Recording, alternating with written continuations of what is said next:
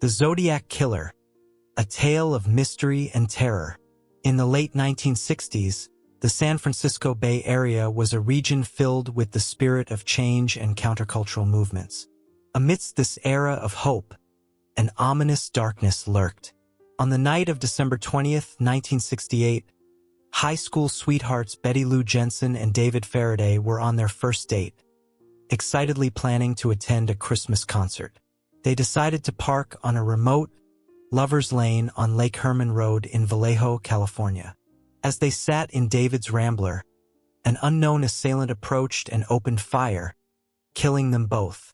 The crime scene revealed a brutal and puzzling murder that would mark the beginning of a series of heinous acts.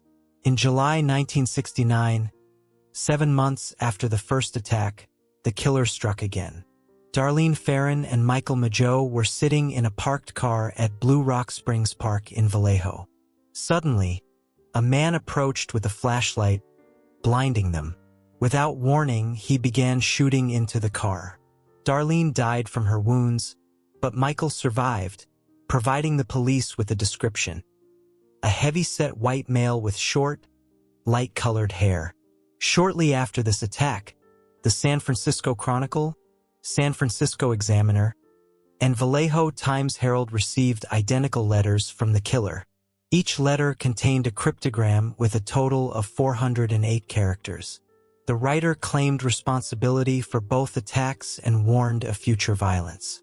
He demanded the papers publish the cryptogram on their front pages or he would kill again. The letters began with the phrase, "This is the Zodiac speaking," a moniker the killer would use in all future correspondence.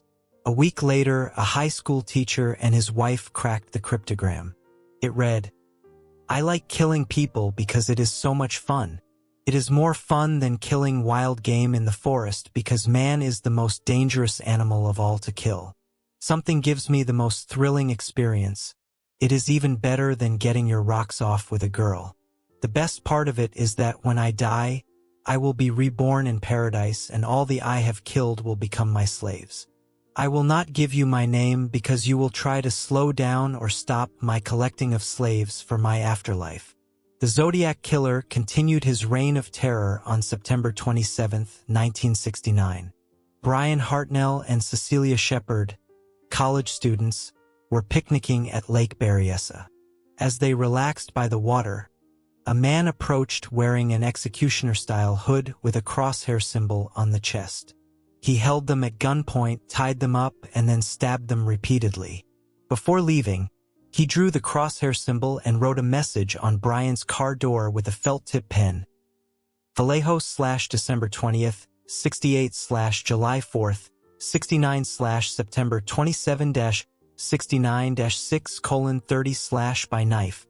Cecilia died 2 days later, but Brian survived, providing another description of the killer. Just 2 weeks later, on October 11, 1969, the Zodiac Killer struck again. He shot and killed Paul Stein, a cab driver, in the Presidio Heights neighborhood of San Francisco. The killer took a piece of Stein's bloodied shirt and mailed it to the Chronicle, along with another letter. This letter taunted the police and included a threat to shoot out the tires of a school bus and pick off the kiddies as they come bouncing out. Despite the killer's taunts and the numerous clues he provided, the Zodiac Killer remained elusive. Law enforcement agencies, including the FBI, were stumped. Hundreds of suspects were investigated, but none could be conclusively linked to the crimes.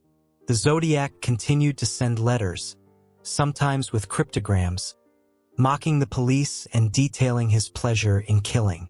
The Zodiac's final confirmed letter was sent in 1974, although some believe he may have continued to communicate using different methods. His letters often included obscure references to movies, books, and cryptic symbols, further confounding those who sought to uncover his identity. The Zodiac Killer's case remains one of the most infamous unsolved mysteries in American criminal history. Over the years, many theories have emerged about the killer's identity. Some suspects have included Arthur Lee Allen, a convicted child molester, and Rick Marshall, a projectionist who lived near the sites of the murders. Despite extensive investigations, including modern DNA analysis, no conclusive evidence has ever been found to identify the Zodiac Killer definitively. In recent years, advancements in forensic technology and persistent efforts by amateur sleuths have kept the case alive. In 2020, a team of codebreakers announced they had solved one of the Zodiac's 340-character ciphers, revealing a disturbing message. "I hope you are having lots of fun in trying to catch me. That wasn't me on the TV show, which brings up a point about me. I am not afraid of the gas chamber because it will send me to paradise all the sooner because I now have enough slaves to work for me."